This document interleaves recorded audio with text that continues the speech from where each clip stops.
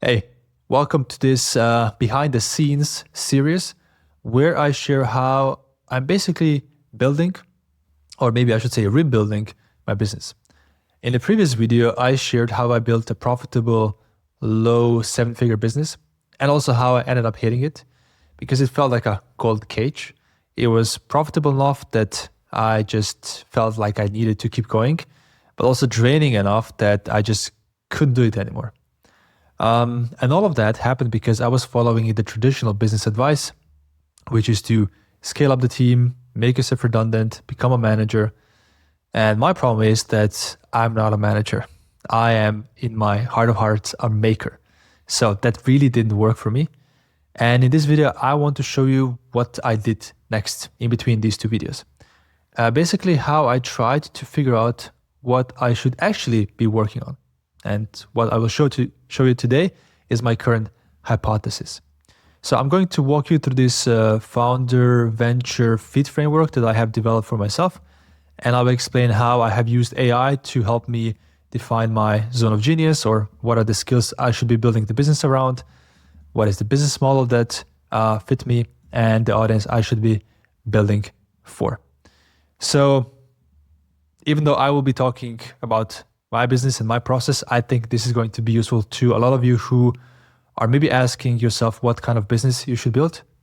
Maybe because you're building one from scratch, or the one that you currently have doesn't feel right. I think in either of these two cases, this framework, it was very helpful to me, and I think it might be helpful to you as well. So let's dive in. And first, I will just explain the idea behind this framework. So basically, it's designed to help you figure out the business that fits you well. And the basic premise is that a lot of business owners who are stuck because they're in the wrong business, at least wrong business for them. And the same idea also goes for people who are starting businesses, because it might be that you're just trying to start the wrong business for you, and that's why you're hitting certain mental or like skills roadblocks. So if you want a business that you enjoy and you can run for a long time, you really need to know yourself. That's one thing I have learned through the challenges I had in the last few years. So you really need to know yourself, and that informs what kind of business would fit you. And the idea here is that if you find a business that fits you, you are just much more likely to go through the hard times that will inevitably come in any business. And then you will be able to persevere where others get stuck, because it won't feel like a grind to you, but it will feel like a play because it's built on what you actually love doing and what you're good at. Alrighty, so enough of the intro. Let's jump into this framework. As you can see, we have two kind of circles here. One is more about you as a founder, and one is more about what kind of venture you should build. And then obviously the crossover is the fit we're looking for. So in terms of the founder stuff, I will talk about the values. So what kind of values I have as a founder. I will now switch to the first person. I'll just talk about myself, but obviously you can translate this for yourself, for your case as well. So I have identified for myself basically what my core values are, what my skills are, and then how does this relate to the audience I want to be building for, and what is the business model that probably fits me the best based on all of these things. So I think it's best if we start with values and then move into skills. Actually not, let's start with skills. I think it's the most tangible one, and it's probably the easiest to maybe grasp initially. Because we all kind of understand that, the business we are starting probably should be built on what we are good at.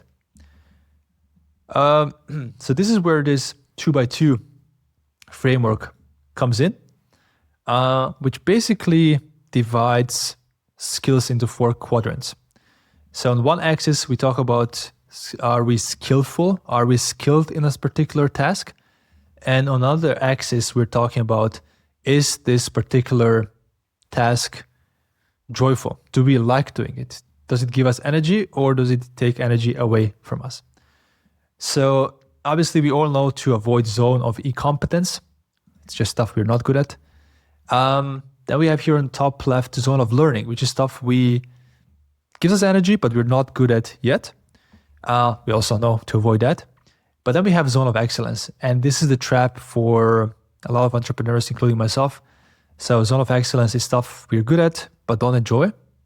For me, this was paradoxically, that was a lot of the stuff in the managerial bucket. So I can be very good at creating systems. I can be very good at like operationalizing things and creating like a full picture of how a thing should work. And that's how I got caught up in actually becoming a manager for 3 years, where I have no business in doing that for longer. So it is my zone of excellence. Not being a manager, but like certain aspects of it, like systems, processes, automations. But it's not what gives me joy. So I was trying to understand, okay, what is then the thing that gives me joy? What is my zone of genius? What am I good at?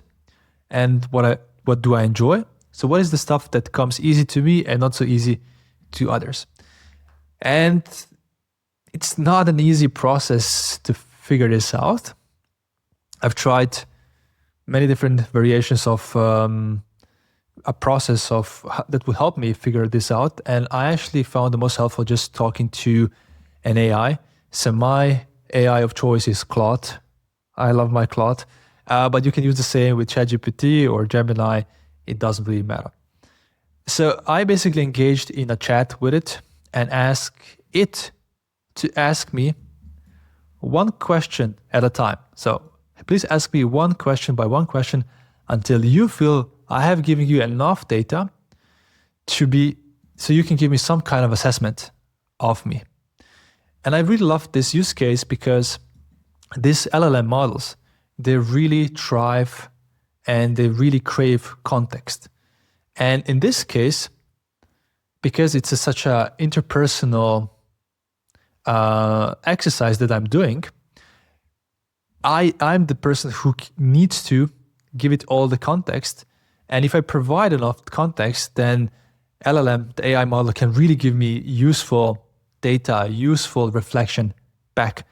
So this is different from how most people use AI, which is, hey, give me this answer about this and this topic. I'm using it in this case more as like somebody to reflect my thoughts back to me. Because when we're expressing things, the way we talk about things, there is a lot of emotional value and emotional data around, are you enjoying this or not? And what do you find easy or hard for yourself? So that's why I thought, hey, if I just talking to AI, it might give me some really good insights into that. So as you can see, there was, I have some screenshots here just to share some of back and forths. But that conversation is still ongoing and it's probably something I have put like hours and hours into.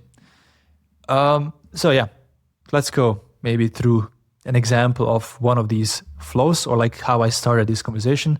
As you can see, I started that at the end of last year. Okay, so I asked it to ask me questions, and the first question is, hey, think back to the last 2-3 years. What was the type of task where the time disappeared? You know, what we're actually doing during that period. I gave it my answer. This is what this line is supposed to mean, that there's something in between these two screenshots. So I spoke into an AI, and this is what I would really recommend you. If you try to follow my process, then if you are, using this voice input function in your LLM, you will just naturally say more than you write. And this way you will put more context in and it will be able to just give you a better assessment. By the way, I almost forgot. Obviously, that was hugely helpful for me using this AI.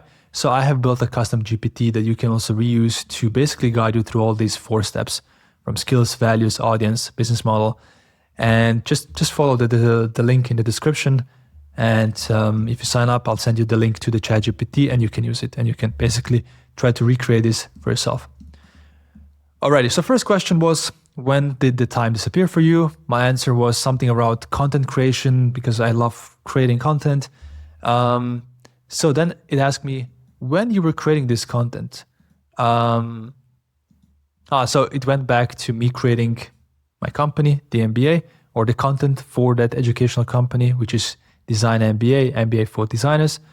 So it asked me if I were energized by it, and if I have done the same process of taking something complex and making it simpler and clear in any other context. So it basically feed off of my answer to give me a follow-up. Then it gave me another question, which is, okay, you launched a few things. What was the moment when it shifted from being energizing to draining? Very important question, because a lot of these, let's say, successful projects that I had, there was a specific moment where it shifted from being fun to not being fun anymore. So we dove into that, and it said, oh, I'm starting to see some things clearer now. And it seems that in here, in my answer, I shared something about my goal of how much my financial goals for this business or for the business that I'm trying to build. And then it asked me a really interesting question, which is like, hey, if you actually hit your goal, €1 million profit business, would you be content just maintaining it and enjoying the freedom, or would you immediately want to start building something new? And the honest answer is, yeah, I would just want to build something new. So this is just 4 questions, but I think we had a few more back and forth here. And then I got my first assessment back. Okay, Alan, so your core wiring is serial launcher. So I'm really energized by 0 to 1. I love this process of coming up with an idea to creating something that feels like a really good prototype. Like, oh, okay, so this is how all of this comes together. This is the audience. This is the program. This is the price. This is the business model. So I just really love, and I really quickly go from an idea to the big picture. Oh, this is what it is. Second thing is I'm a novelty addict. I learned that a lot of you are who are watching this. So it's just this feeling of I love to learn new things. I love to launch new things, and don't like it when things get too repetitive. What I'm also really good at is taking something that works elsewhere and adjust it and launch it fast. Definitely a maker, not a manager. And also I need some kind of psychological and financial safety to be able to do these things. It also gave me a pattern, what has been failing me before, which is giving into the advice from books, podcasts, and experts over my own intuition. This is a big one, and I could spend a lot of time here, but one of the big learnings, one of the big realizations I had last year is that I was just too much in my rational head when I was doing decisions and not really paying attention to my body. It sounds very woo-woo, but what I mean with it was if I'm like just being more aware of like what energizes you, what gives you energy when you're doing it versus what really drains you, and really taking this on as an important input for what you want to do more of and less of. And this isn't to say that the thing that gives you energy isn't going to be hard ever. It's generally a thing that you love. So yeah, what I was doing is basically I'm a business junkie. So I read a lot of business books, listen to a lot of business podcasts. I frankly don't know anyone else in my circle of friends who would consume more of business content and books. So I just have a lot of mental models, frameworks, tactics, and I really understand business well. However, I was so much in my head that I was just trying to build the best business possible and not really the best business for myself, not following what is the right thing for me. And as I was telling my therapist, it almost feels like I wanted to be a striker. You know, if you're like into football or soccer, I actually want to be a striker because it just, that is the kind of role that you aspire to be when you're young, and everybody is, they are just the kind of people who get the most attention, and people talk most about the strikers, so the people who give goals. But actually my body and my skills were better suited to being a defender or maybe goalkeeper. And I just didn't accept that or didn't even know that. Anyway, so that's what was failing me. Basically following all of these advice. And I think partially it's important if you're trying to build a business to know the principles of business. But I think I was just over analyzing things instead of really following myself. Second thing, very important, is I was trying to build for audiences I'm not part of. And this is very much related to the first bullet point. So I was basically okay with building for whomever, if it made sense, if it made business sense. And that's how I built also for designers and how I had ideas for other kind of audiences. And yeah, my current business is mainly servicing and helping designers gain business knowledge because yeah, I did work as a designer, but a special kind of designer, which is called business designer. But I frankly, my main identity is not a designer, but it's like a entrepreneur and founder. And that's frankly where my audience probably should be. But yeah, I was just building for an audience I was not part of, and then I just could not relate to it as well, and build for a long enough time to really build compounding and to enjoy this business. And yeah, I was following the focus and double down advice, which is the classical business advice we talked about. Hey, the best way to grow a business is to focus, to hire a team, scale yourself out of it, build a business that's sellable, but it's not the right thing for me. And also I was trying to force myself into operator role. This is the CEO/manager role where I'm not, I'm a maker, I'm a launcher. So when I read all of that, it was like, okay, amazing. We're getting somewhere. So what actually works for me is building things I want, designing from day one to not. So this is already giving me advice to basically build something that does not, where I know that I will not be operating it in the future. So building a type of business, building a type of product where you're okay with handing it off later to someone else. So staying in the creative/making mode, 0 to 1 mode, and be around people wired like you. And reading this section, it just reminds me how I felt when I read it for the first time, which is, isn't this like very egoistical of me to just care about me, and not think about, audience and so on? But what I kind of learned is that there's a paradox in this whole thought. And I think it is important for each of us. I'll speak for myself. I think the more I can be, the more I can know myself and not do the things that I think I should be doing because somebody else says so, or somebody else think this is a good idea. But if I follow my intuition and my moral compass, I will be attracting more of what I actually like. I'll be attracting the people who like me, who I really am. I'll be attracting the kind of teammates who like the kind of work that I'm doing and the way I'm doing it, instead of trying to be a manager the way a business school imagines me being a manager. And it just felt very, very liberating. It's like, hey, what if I'm just completely naked, figuratively, and just try to be myself and just see what comes out of it? And doing these videos is part of that. And it does sometimes make me feel a bit weird about sharing all of these things, but I feel like it's the right thing to do because it's also liberating me of certain old mental models that I had. So yeah, I'm also inviting you to think about this aspect. Like, if you try to take care of yourself and really understand yourself, that doesn't mean you're doing it against the will of others. You will just be attracting people who really like you the way you're really wired. We're going deep into self-helps today. But this is a big topic that I'm starting to realize, is that in general, I think in the business sphere, we're not talking enough about this relationship between psychology and human needs and the business needs and trying to find good fits. It's all just about business. And to a lot of people, they kind of stumble into the very perfect thing for them. And that's why it works. Or they have so many failures that they somehow through trial and error find the right thing. And but for a lot of people, this is why they're failing, because we're forgetting about ourselves and how to build this for us.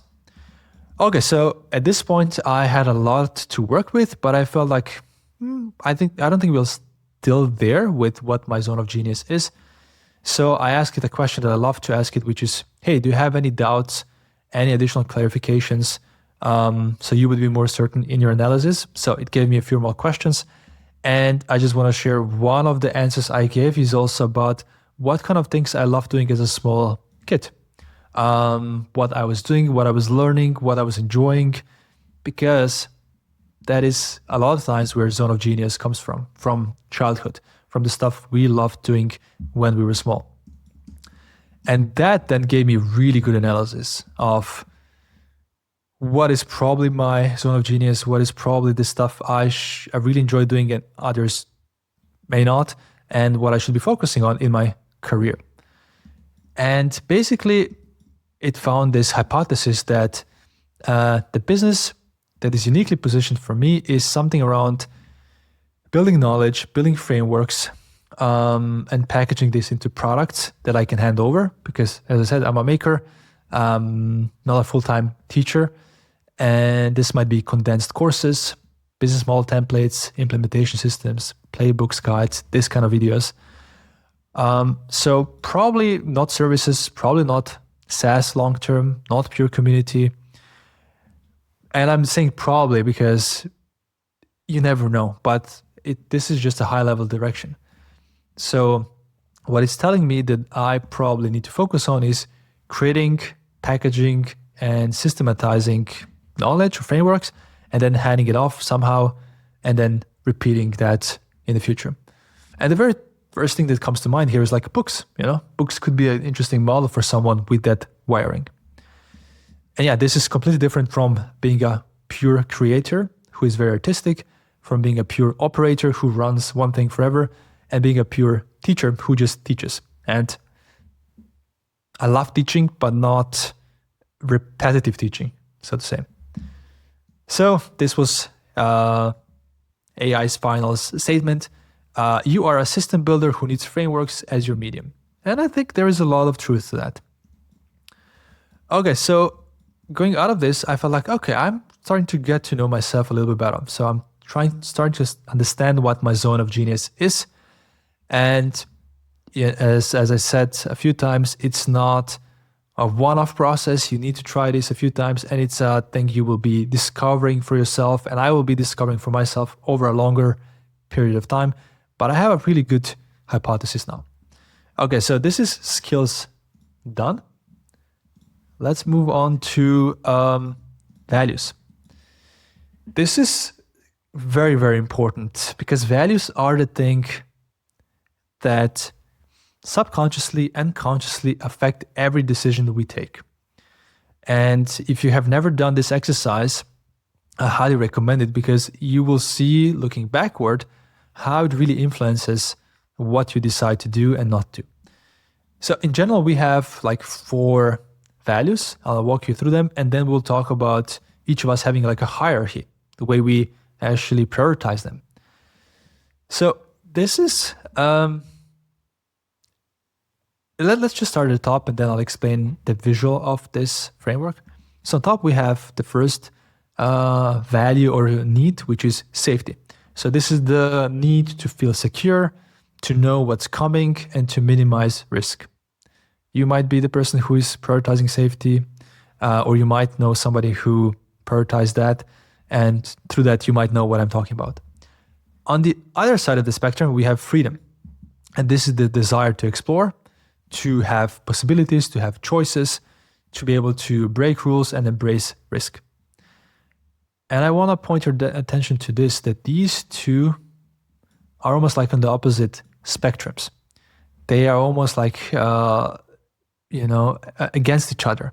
So if you prioritize safety, it comes at the expense of freedom. And if you prioritize freedom, it comes at the expense of safety.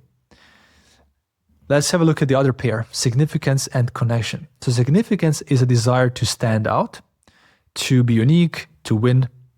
And on the other hand, we have a connection. which is a desire to fit in, to be part of a group, to collaborate with the group, and to be loved. And this one is more like the self need, and this one is more like selfless, the connection one. Okay, and again, these two are on the opposite sides of the spectrum. And I want you to, just look at this and think about maybe your hierarchy. And I'll show you mine. So I put it in a pyramid. So looking back at and how I take decisions and all the decisions, big decisions in my life I took, I was reluctant to admit that safety is my number one value.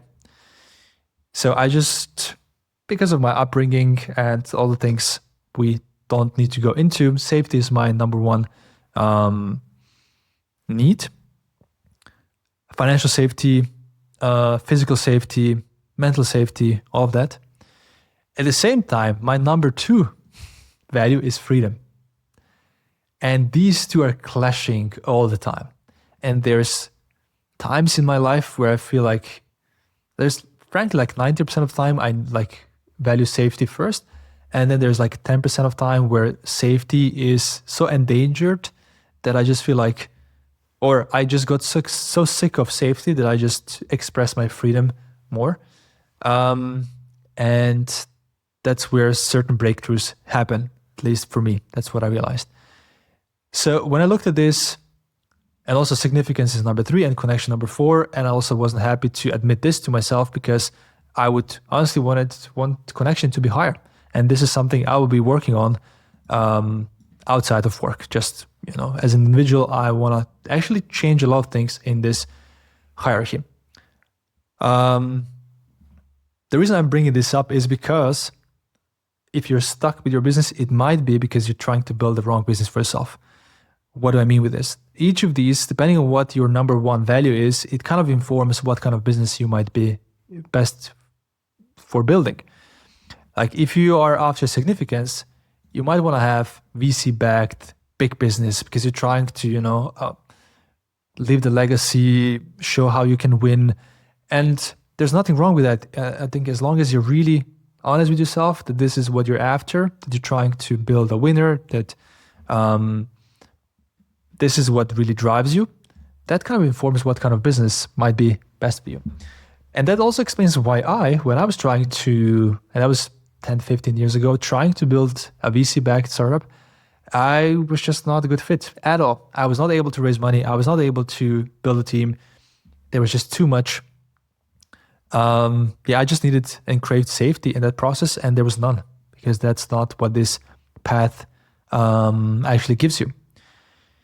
If you're after freedom, right, a bootstrap business is a much better option, because bootstrap business means you're your own boss and you can build the kind of castle, the kind of business that you want.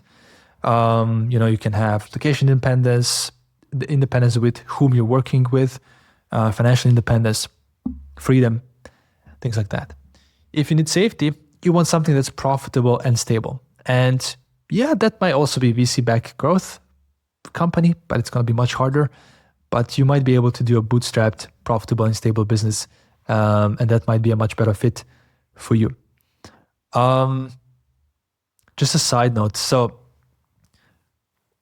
when I built the DMBA, when I had that breakthrough, I was very much in this 10% of the freedom being my main driver in terms of the decisions. And then once I kind of satisfied that freedom need, safety kicked back in. And instead of actually building a business that would give me the freedom and would give me the freedom to express myself and all the other kinds of freedom that I want, I just built a cage, like a safety cage for myself.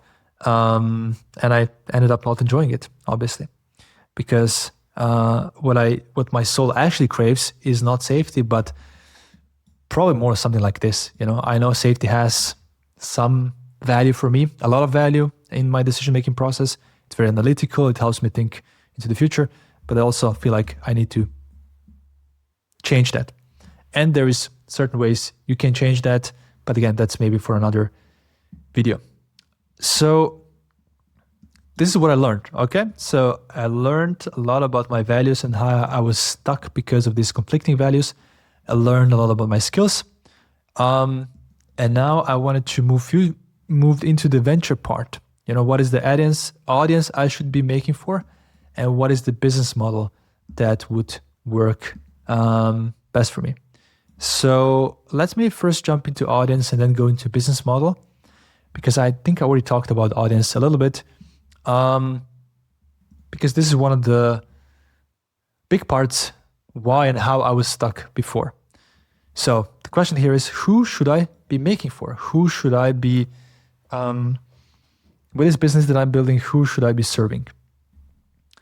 And again, I used AI also for this question. So basically asked it based on everything I have told it, who would basically be my kind of people? And it gave me a few good answers, which is multipreneurs, people who launch multiple things but not operating them, makers, 0 to 1 specialists, creative founders. And that might also explain again why I felt so stuck with the MBA, because I was servicing designers. And look, I really love designers. It's one of my favorite audiences, but it's not who I am. I really don't fully identify as a designer. I came into design world as a business school graduate, as a wannabe founder, as an entrepreneur, and I learned design on the job. And I really loved the crew I was with, the community of design. And that's why I built this business for it, and that's why it succeeded. But it's not who I really want to serve for the next 20, 30 years. And I was trying to figure out who I should serve in the future. And part of that answer obviously came from AI as well. But I think a really good way to think about it is to look back to see forward, which is, don't try to just think into the future. Who do you actually want to associate with and serve and help? But just think about who is people that you already love spending your time with and helping.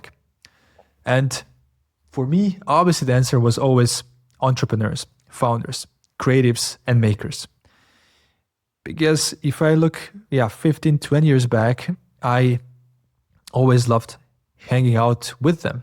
So back when I was at the university, I was organizing this secret society meetings where every Tuesday we would meet all the people who wanted to be entrepreneurs, and we would book a room in our university without actually telling anyone what we're actually doing there. But what we were doing there is brainstorming ideas and thinking about business and chatting about business.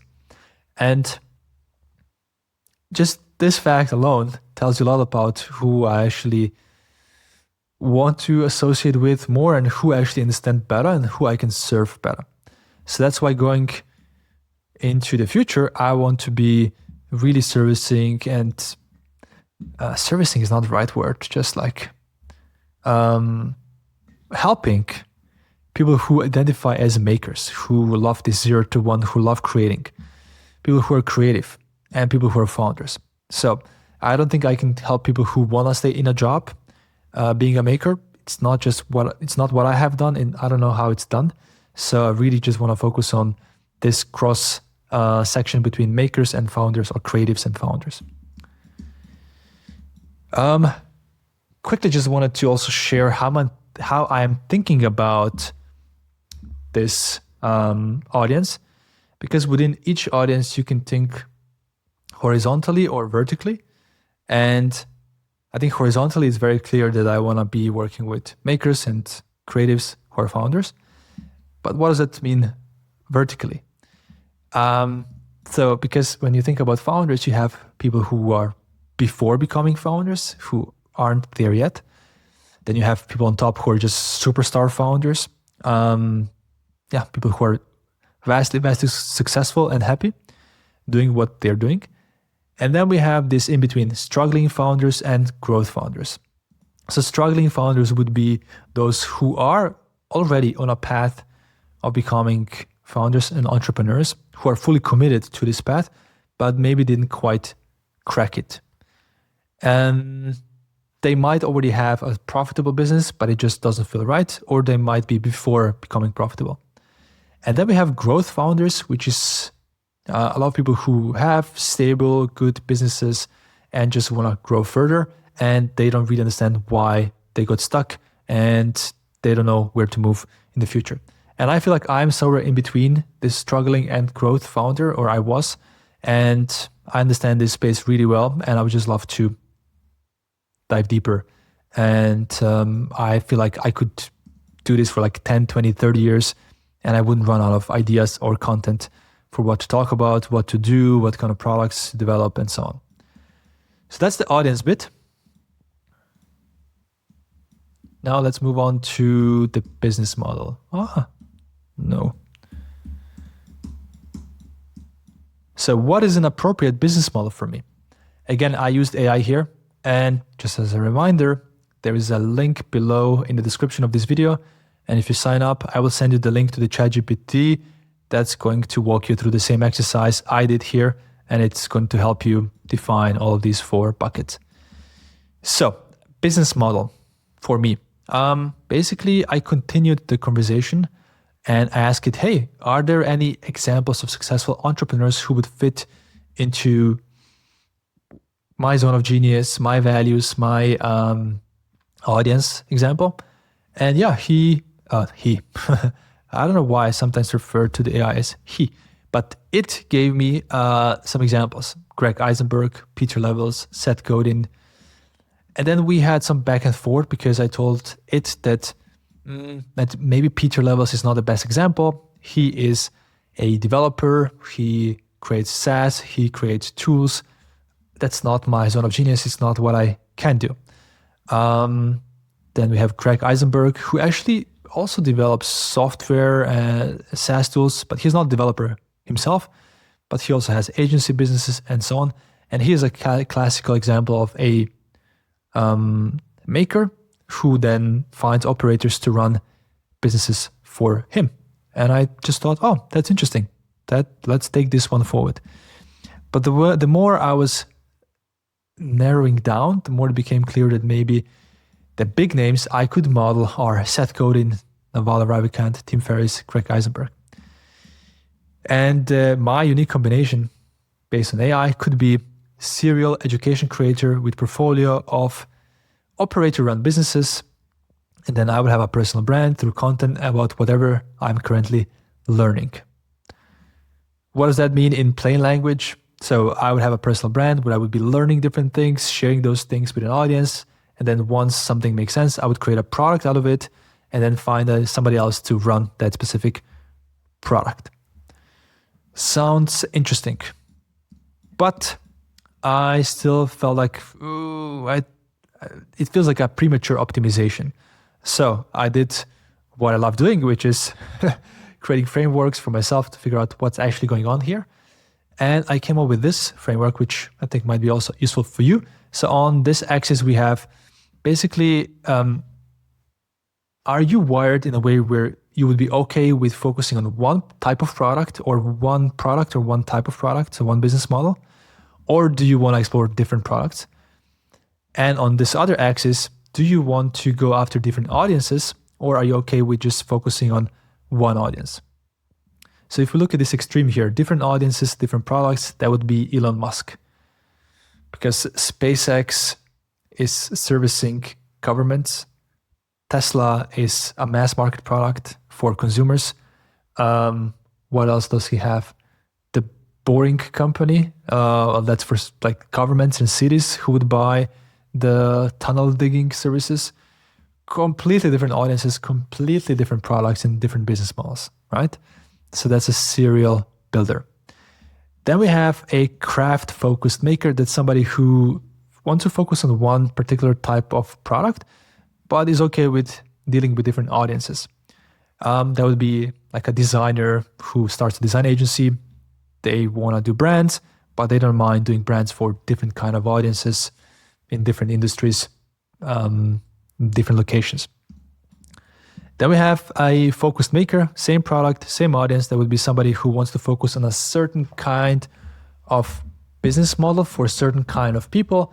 That would be, hey, I just really good at creating software. So I will be creating software, and I will be creating it for people who like going to the gym. Okay. And then we have an audience loyal maker. So that's a person who is loyal to an audience, but then builds different kinds of products. And when I went through this exercise, it felt like this one is the best for me because I see, again, looking back to look forward, I am loyal to the topic of business and to entrepreneurs as an audience, but I'm not loyal to any kind of product. So that made most sense for me.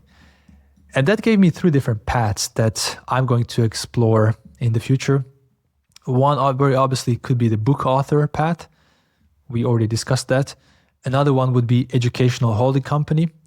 So this is the suggestion AI gave me here, which is that, hey, you should just learn stuff, package it into a product, and then hand it off to somebody else.